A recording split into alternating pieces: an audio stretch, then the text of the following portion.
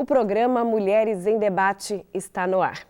Essa é uma parceria da Subsecretaria de Políticas Públicas para Mulheres do Governo do Estado com a Assembleia Legislativa de Mato Grosso do Sul. E aqui a gente sempre debate temas que possam contribuir para a construção de uma sociedade mais justa entre os gêneros. Nessa edição, nós vamos falar sobre a campanha Agosto Lilás, a Lei Maria da Penha e o combate à violência doméstica e familiar. Por isso, a gente conversa mais uma vez com Thaís Dominato, defensora pública. Seja muito bem-vinda de novo aqui com a gente. E a gente também recebe a Clarissa Torres, promotora de justiça. Seja muito bem-vinda, obrigada. Bom, e sempre aqui no nosso programa, antes da conversa, trazemos alguns dados sobre o tema da edição. Os meses divididos em cores nos lembram de campanhas para conscientizar a população a respeito de causas sociais e combate de doenças. A cor lilás representa o mês de agosto e remete ao enfrentamento à violência doméstica e familiar. A campanha surgiu graças à Lei Maria da Penha, sancionada no dia 7 de agosto de 2006, e defende a importância da conscientização da sociedade através da informação, com ações sociais de combate à violência contra a mulher. Em Mato Grosso do Sul, o Agosto Lilás foi instituído como lei estadual em 2016, na celebração dos 10 anos da Lei Maria da Penha. E essa ação visa combater a violência por meio de ações sociais, rodas de conversa e capacitações. De acordo com a legislação vigente, as mulheres podem se proteger de diversos tipos de violência: física, psicológica, moral, sexual e patrimonial. Vale lembrar que, em muitos casos, as vítimas não conseguem identificar as agressões sofridas no dia a dia.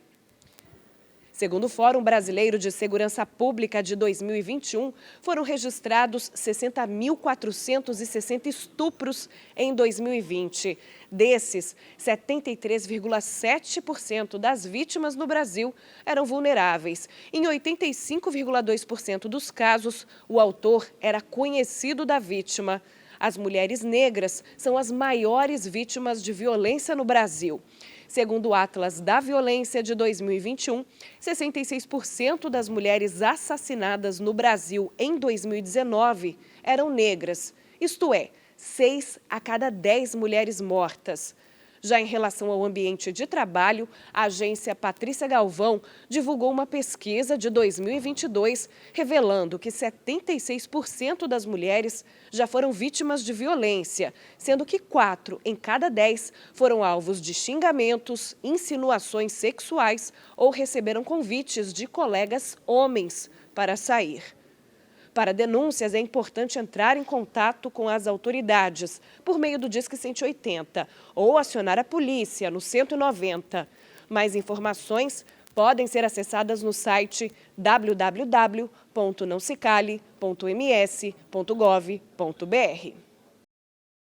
Bom, a gente acabou de conferir a reportagem com números, com informações a respeito do que se configura a violência doméstica e familiar. E eu acredito que muitas formas de violência, elas estão veladas no inconsciente coletivo, né? São culturais, né? Especialmente a violência psicológica, tem também a questão da violência patrimonial, o assédio sexual, esses problemas envolvendo até o ambiente de trabalho. Antes da gente entrar a fundo no tema violência doméstica, eu queria, na verdade, explicar para as mulheres que estão nos vendo, para os homens, de que forma essa violência velada ela pode ser identificada no dia a dia? Quem pode responder para mim? Você estava dizendo, inclusive, da Lei Maria da Penha, né, trazer as formas de violência. Isso foi muito importante, porque até bem pouco tempo a gente só entendia a violência contra a mulher, aquela que deixava marcas, né, que deixava sangue. E a Lei Maria da Penha, quando ela vem em 2006, ela traz outras formas de violência e ela não traz uma hierarquia entre essas violências. Então, para a Lei Maria da Penha, todas as violências são importantes, inclusive a psicológica, a moral, a patrimonial, a sexual, porque a gente sabe que um feminicídio, por exemplo, ele não é um ato isolado, né, Lívia? Na maioria das vezes, ele começa lá atrás, na violência psicológica, principalmente, numa ameaça, e isso vai se ampliando. Então, esses outros tipos de violência são tão significativos quanto a violência física, quanto o feminicídio. A gente não pode desconsiderar nenhuma violência contra a mulher. Nem aquela pequena violência da cantada na rua, velada, aquilo é uma violência contra a mulher. Aquilo autoriza lá na frente uma forma muito mais violenta, muito mais grave. Então a gente precisa sim considerar todas as formas de violência, porque todas são importantes para a Lei Maria da Penha, todas são importantes para nós mulheres, para evitar no futuro algo mais grave. E nós estamos em pleno século XXI, onde as conquistas já são inúmeras, né? A gente pode aí citar várias. Mas a mulher, ao longo da história, ela sempre foi muito diminuída, né? E talvez a gente esteja se desacostumando a normalizar essa diminuição da mulher. Tanto é que os noticiários, até não tem muito tempo, colocaram 2 profissionais, funcionários públicos de altos cargos, um batendo na própria colega porque não aceitou a promoção, né? Aquilo ali, uma violência escancarada, né? Que começou com assédio moral e terminou em violência física. E chega, por exemplo, na promotoria, em forma de denúncia, casos assim? Sim, chegam sim. Nós recebemos muitos pedidos de providências através das ouvidorias, né? Nós temos o nosso canal de ouvidoria hoje, basta você ligar no 127 para poder fazer a sua reclamação. Nós recebemos também denúncias via Disco 180 e cada vez mais nós recebemos denúncias relacionadas à violência no ambiente de trabalho. É bastante comum. E agora está cada vez mais comum porque as mulheres começam a se perceber em ambientes violentos, o que antes elas não percebiam. E isso é graças ao que a Thaís estava comentando, que as mulheres precisam conhecer os tipos de violência e verificar na prática se está acontecendo com elas. E eu acredito que isso é muito mais comum do que a gente imagina, porque o que a gente vê bastante no nosso trabalho é a mulher chegar lá e dizer que ela não sofre violência porque ela não foi agredida fisicamente. Ela não consegue identificar que um xingamento, uma ameaça, uma restrição do salário, aquela situação do homem que não permite que a mulher gaste o dinheiro dela da forma como ela desejar, é também uma forma de violência. E eu fico impressionada, né? Porque muitas mulheres, elas são independentes financeiramente. E a gente tem dados muito recentes, inclusive do IBGE, mostrando que 40% a mais de mulheres se tornaram chefes de família. E mesmo assim elas sofrem violências constantes. E como é que esse homem, por exemplo, esse parceiro, esse companheiro, ele se posiciona a ponto dele conseguir dominar essa vida financeira, por exemplo? Eu acho que a violência doméstica, ela é muito complexa, né, Liv e Clarice, assim. Ela envolve muitos fatores, não é tão simples quanto a gente pensa. Talvez para mim, para você, fica muito óbvio, né, uma situação de violência e a gente consegue reagir e se libertar. Mas, além da dependência econômica, que ainda é presente, embora, né, a gente perceba que as mulheres estão cada vez mais caminhando para o trabalho, existem inúmeros outros fatores que prendem uma mulher a um ciclo de violência. A dependência emocional é uma delas. A gente, quando casa com alguém, namora alguém, a gente quer que dê certo, né? Então, a gente, muitas vezes, acredita que aquela pessoa vai mudar. Às vezes, a pessoa não consegue sair do ciclo porque ela tem vergonha, ela não tem uma rede de apoio. Quantas vezes a gente não ouve as mulheres lá na defensoria dizendo assim, olha, eu contei para minha mãe o que estava acontecendo, mas a minha mãe disse que casamento é assim mesmo. Então, a mãe sofreu, a avó sofreu. Então, aquilo vem de gerações. Então, é difícil de romper, né? A dificuldade com os filhos. Às vezes as mulheres têm medo, acham que é mais importante manter um relacionamento, o pai e a mãe presente com os filhos, mesmo tendo violência, e a gente sabe que não. Então são inúmeros fatores. O que a gente sempre fala? Não julguemos as mulheres, né? Nós mulheres não podemos julgar as outras. Nós precisamos ser sempre rede de apoio, rede de informação, para que elas consigam se livrar dessa violência. E uma dúvida que eu acredito que possa gerar também, dentro de casos da violência psicológica, por exemplo, é possível pedir uma medida protetiva para casos como esse? Com toda certeza, Lívia. A medida protetiva de urgência, ela é o mecanismo mais importante da Lei Maria da Penha, eu considero. Por quê? Porque ela efetivamente protege mulheres que vivem violência doméstica, né, nos seus lares, nos seus relacionamentos de afeto. Então, é desnecessário o registro da ocorrência, é importante que isso fique claro. Vocês não precisam registrar a ocorrência policial para pedir uma medida protetiva de urgência. A gente sabe o quanto é difícil para uma mulher procurar a delegacia de polícia e passam 1000 coisas na cabeça dela, o que vai ser dele. Sempre há essa preocupação, é o pai dos meus filhos. Então, você não precisa registrar uma ocorrência. Você pode procurar a Defensoria Pública, a Promotoria de Justiça, você pode fazer um pedido de medidas protetivas online através do site do Tribunal de Justiça. Você vivendo um relacionamento, se identificando com alguma dessas violências, você pode fazer o pedido de medidas protetivas. Pois é, eu perguntei justamente falando sobre a violência psicológica, porque fica no imaginário popular que uma medida protetiva é para casos de ameaça contra a vida ou agressão, né, as vias de fato, e na verdade não. Não, se a integridade psicológica da mulher está em perigo, ela também pode pedir, sim, a medida protetiva, como a doutora Clarissa disse, independentemente de um processo criminal, de um registro de boletim de ocorrência. E aí, só complementando o que a doutora disse, a gente às vezes acha que as medidas protetivas não protegem o suficiente. Há um mito no sistema de justiça e para as mulheres, de que, olha, as mulheres morrem com a medida protetiva em mãos. E a gente tem dados dizendo o contrário, né? Então, se a gente pega o ano passado, dos 34 feminicídios aqui no estado, só 2 das mulheres tinham medidas protetivas. Então, a maioria dos casos mais graves, as mulheres estão fora do radar da justiça, elas não estão com as medidas protetivas. Então, acreditem na medida protetiva, ela é um instrumento que realmente salva as mulheres. É claro que há falhas, como tudo há falhas, mas a gente precisa brigar para que o cumprimento, a fiscalização seja cada vez mais efetivo, porque, de fato, eu concordo com a doutora Clarice, é o instrumento mais importante da Lei Maria da Penha. Eu queria comentar o que a doutora Thaís disse a respeito da medida protetiva e da importância da fiscalização da medida protetiva. Realmente, muitas pessoas acreditam que a medida protetiva é só um pedaço de papel que você coloca debaixo do braço e não te serve para nada. Não é assim. Só que para que ela realmente tenha efetividade, para que ela realmente salve uma mulher, é preciso que a rede esteja fortalecida e compreenda a necessidade de orientá-la a notificar os descumprimentos da medida protetiva. Por quê? Porque descumprir medida protetiva de urgência é crime, está previsto na Lei Maria da Penha. Uma vez descumprida a medida, uma série de consequências podem acontecer, como a advertência do autor, como o uso de tornozeleira eletrônica, que hoje é um dos equipamentos mais eficazes para garantir a eficácia da medida protetiva, e nos casos mais graves, a prisão preventiva dele também.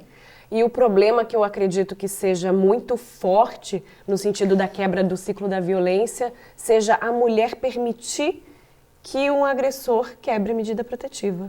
Né? A doutora estava falando, inclusive, sobre dados de feminicídio, né? De que mulheres sem medida protetiva, elas estão mesmo mais vulneráveis. Sim, nós atendemos muitas e muitas mulheres que pedem a medida protetiva e logo depois elas se arrependem.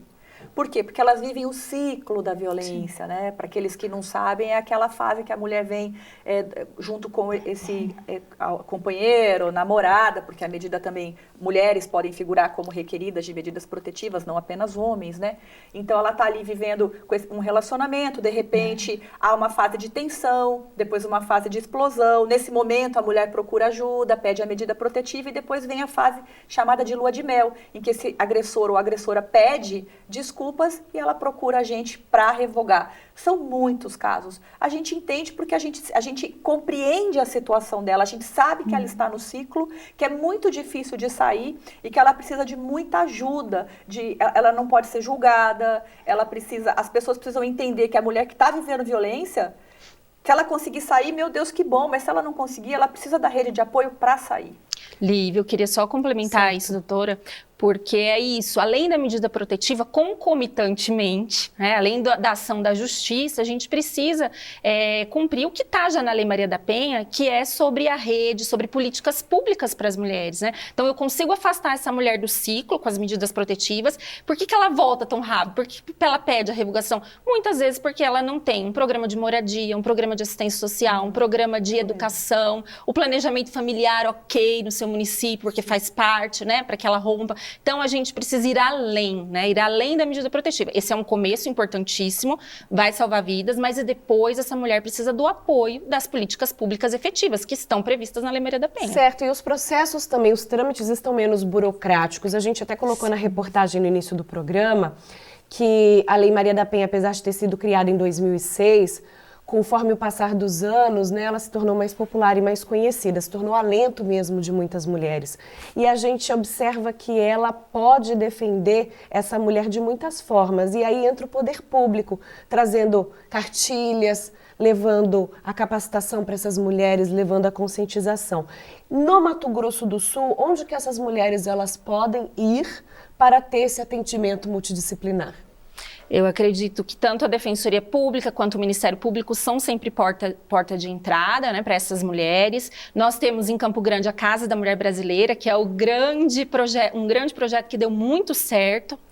E a rede toda é sempre porta de entrada. Então, a saúde tem que estar preparada para receber essas mulheres, a assistência social tem que estar preparada, a escola tem que estar preparada, né, para os casos de violência doméstica também. Então, toda a rede é porta de entrada e todos e todas nós temos que estar preparados para receber essas mulheres. Exatamente. E o que você comentou sobre as campanhas e tal, isso é resultado das ações previstas na Lei Maria da Penha que falam, olha, vocês têm que trabalhar de forma articulada, União, Estados, municípios, sociedade não governamental, vocês precisam fazer campanhas, e aí eu acho que é uma das grandes coisas boas da Lei Maria da Penha, é o fato de que as campanhas foram feitas, existem ações articuladas para essa finalidade, sim, tanto é que a Lei Maria da Penha é uma das leis mais conhecidas do Brasil.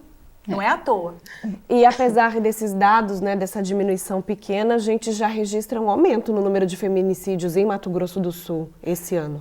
Sim, registramos. E foi um aumento muito significativo, especialmente se você analisar o dado da capital, que o ano passado nós tivemos 2 casos de feminicídio e agora, em agosto, o último registro foi no dia 2 de agosto, nós já estamos no 6º ou no 7º registro de feminicídio, e aí já ressaltando aqui que desses casos da capital, pelo menos, porque eu consigo ter acesso, apenas uma das vítimas tinha medida protetiva de urgência válida, porém ela havia reatado com o agressor. Olha só que dado interessante. Então, assim, as vítimas, elas também têm que entender o papel delas, aliás, dentro do ciclo de violência. Mas foi também o que a doutora Thaís disse, talvez ela não consiga identificar por conta de cultura familiar, amor, né, os filhos, dependência financeira. E sobre a Lei Maria da Penha, né, já que estamos falando aqui do Agosto Lilás, eu gostaria de reiterar a importância dessa legislação no combate à violência doméstica e familiar, que as mulheres elas precisam contar com esse recurso. Muitas, apesar de todas as informações que a gente divulga sempre, né, as notícias, e eu fico muito impressionada, muito chocada com os requintes de crueldade, tanto dos casos de violência como dos casos de feminicídio, essa crueldade que a Maria da Penha sofreu, né, porque a história dela realmente é muito chocante. Levar cada vez mais essa lei para as pessoas, qual que é a importância? A Lei Maria da Penha, acho que um dos grandes feitos foi justamente isso, tirar o manto da invisibilidade da violência contra a mulher. Foi o primeiro. Nunca se falou tanto sobre esse assunto, nunca se noticiou tanto, nunca as pessoas demonstraram tanta intolerância a esse tipo de violência. Então, hoje, se sai uma notícia, todo mundo já discorda, né? Então, aos poucos, a gente vem incutindo na sociedade, devagarzinho, mas vamos, né? Nossa sociedade ainda é bastante machista e patriarcal, mas a gente tem absorvido essa ideia de que violência contra a mulher é violação de direitos humanos, que não é um problema lá de dentro de casa, não é um problema particular, não é um problema daquela mulher, mas é de todos e de todas, né? Todo mundo é responsável, todo mundo é parte do problema e da solução, eu costumo dizer, né? E então a Lei Maria da Penha é muito importante nesse sentido, e ela traz, além dos instrumentos práticos, como a medida protetiva, fala das políticas públicas, fala, né, de tanta coisa que para que as mulheres consigam acessar mesmo a justiça, acessar as políticas e consigam definitivamente romper. Não é fácil, mas esse é o caminho e a lei veio para isso. Bom, e muitas pessoas desacreditam no sistema jurídico brasileiro por pensarem que é um sistema lento. E a Lei Maria da Penha, ela consegue ser efetiva também no quesito celeridade, por exemplo? Do ponto de vista das medidas protetivas de urgência, analisando a situação aqui nossa, da capital e do estado também, eu acredito que nós temos bastante efetividade nas decisões. A própria lei prevê um prazo para que o juiz decida essa medida, que é até de 48 horas. Aqui o prazo é muito menor, né? O fato de nós termos aqui uma vara que trata exclusivamente de medidas protetivas, nos permite ter um resultado fantástico no que diz respeito à eficácia delas. Por quê? Porque a mulher vai à delegacia ou nos procura para pedir a medida, poucas horas depois, no dia seguinte, ela já tem essa decisão já é encaminhada para cumprir. Então, a gente percebe uma dinâmica. Essa medida, ela está toda semana com a gente, se a parte não é encontrada, a gente está atrás, então a gente vê que realmente tem resultado. Mas no aspecto criminal, a gente percebe que existe muita demanda e pouca estrutura. Então, muitos processos que deveriam ser julgados rapidamente, eles ficam parados por conta da grande demanda. A quantidade de ocorrências policiais registradas na DEAN da capital, por exemplo, é imensa. É muito superior a muitas outras delegacias da cidade. Então, a gente vê que há uma demanda, mas a gente às vezes não consegue o resultado.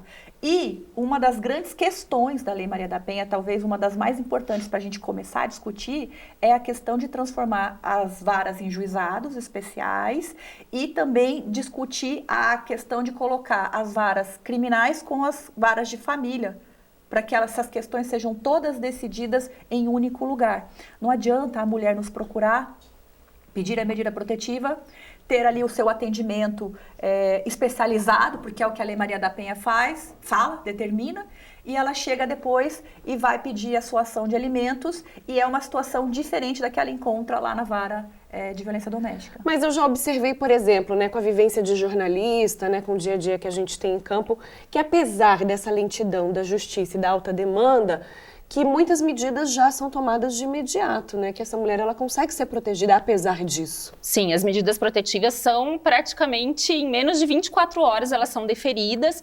pela juíza. Aqui é uma vara de uma das varas de violência doméstica. Mas, de fato, Lívia, isso que a doutora Clarice falou é muito importante, porque há 16 anos a Lei Maria da Penha diz que precisa um único juiz, ao mesmo tempo, decidir todas as demandas dessa mulher, as criminais e as de direito de família. Nós não temos isso no nosso estado e quase em nenhum estado do país. Então, as mulheres, elas se dividem, elas vão buscar as suas demandas relacionadas ao direito de família em um juízo e as questões criminais em outro. Quando chega nesse juízo de família, que são questões tão importantes para o rompimento do ciclo, é ali que ela vai decidir a partilha dos bens que ela tanto precisa, é ali que ela vai decidir a guarda, os alimentos, os seus filhos. Aquele juiz, às vezes, ele desconsidera o contexto da violência. Recentemente, a gente teve em São Paulo um juiz de família que, em audiência, disse, olha, a Lei Maria da Penha aqui, para mim, não interessa. Então, não é possível, quando vai se decidir essas questões familiares, se desconsiderar a violência. E é isso que a gente tem visto, porque ainda nós não temos o que está previsto lá na lei, que diz que é um juiz para decidir tudo. Isso atrapalha bastante a volta dela, incentiva a volta para o ciclo. Certo. E Mato Grosso do Sul, dentro do cenário nacional, eu vejo também como um grande modelo de sucesso, né, no que diz respeito a políticas públicas de combate à violência contra a mulher e combate ao feminicídio. Como é que a gente conquistou, né, um patamar assim tão importante de se tornar exemplo para o resto do país? Bom, eu acredito que nós temos aqui pessoas muito engajadas com essa causa, porque ela é uma causa extremamente importante. Enquanto a sociedade não perceber que a gente precisa discutir que homens e mulheres são iguais e que existe uma desigualdade histórica relacionada à mulher, nós não avançamos. E aqui no estado a gente vem observando ao longo dos anos pessoas muito engajadas nesse tema. E a Casa da Mulher Brasileira é algo assim fantástico. A nossa casa é uma referência nacional. Nós temos o Estado muito forte na questão da proteção da mulher. Nós temos o município muito forte na proteção da mulher. E a gente tem muito aquela consciência da necessidade do trabalho em rede. Nós somos um elo. Não adianta a doutora Thaís trabalhar de um jeito e eu de outro. Se nós não atendemos essa mulher com o mesmo pensamento e o mesmo objetivo, a gente não consegue romper. Então, eu acredito que esses fatores, eles nos permitem ter relevância no cenário nacional. Eu concordo. A gente tem tentado cada vez mais fazer com que a rede funcione. Violência contra a mulher a gente só enfrenta com a rede efetiva, que dialoga, que tem estratégias em conjunto. E a gente busca isso o tempo todo. Então, assim, é um mérito mesmo da rede aqui do nosso estado. Bom, e para a gente finalizar essa edição do Mulheres em Debate, que mais uma vez passou muito rápido. Bom, deixar os canais de denúncia, os sites, endereços úteis que essas mulheres possam procurar. O Núcleo de Defesa da Mulher da Defensoria Pública. Aqui na capital, nós temos uma defensora atendendo na Casa Mulher Brasileira, mas também temos a unidade Afonso Pena, que fica na Avenida Afonso Pena, 3850. Então, ali também nós temos mais 3 defensoras públicas de defesa da mulher, e além disso a Defensoria Pública continua atendendo pela plataforma virtual. Então, no nosso site www.defensoria.ms.def.br é possível solicitar o atendimento para mulher em situação de violência, que uma das defensoras entrará em contato. Ótimo. Alguma consideração a respeito também da promotoria? Sim, nós estamos de portas abertas para receber as mulheres que quiserem tirar dúvidas, que quiserem as medidas protetivas, que quiserem noticiar descumprimento de medidas protetivas. Elas podem ir à Casa da Mulher Brasileira, onde fica a minha promotoria de justiça, ou elas podem acessar o site do Ministério Público, que é www.mpms.mp.br. Ali tem o link para a ouvidoria, então ela pode fazer o pedido de providências dela através desse link, ou se ela quiser entrar em contato com o canal de atendimento, que é o 127 também. Eu recomendo que a mulher que desejar usar esses canais, use os do Estado. O Disque 180 é super importante, mas é mais efetivo para ela, mais rápido ela usar os nossos canais do que ela buscar o Disque 180, porque às vezes é uma situação muito emergencial e vai chegar mais rápido para mim, ou vai chegar mais rápido para a DEAN. Bom, e o Mulheres em Debate vai terminando por aqui. Eu quero agradecer a participação da doutora Thaís Dominato, defensora pública, mais uma vez com a gente, agregando aí tantas informações importantes. Obrigada. Obrigada, sempre um prazer. E também, mais uma vez, agradecer a promotora de justiça, a doutora Clarissa Torres. Obrigada, seja sempre bem-vinda. Obrigada, conte sempre com a gente. Bom, e o Mulheres em Debate vai terminando aqui. Obrigada mais uma vez pela sua companhia. Não deixe de compartilhar o nosso link do YouTube com seus amigos e familiares. Basta pesquisar pelo nosso programa no canal da Assembleia Legislativa de MS. Siga nossas redes sociais, Instagram, Facebook e Spotify. Além, é claro, de conferir toda a programação da TV Alemes no canal 9 da NET. Mais informações também estão disponíveis nos canais da Subsecretaria de Políticas Públicas para Mulheres. Até a próxima. Tchau, tchau.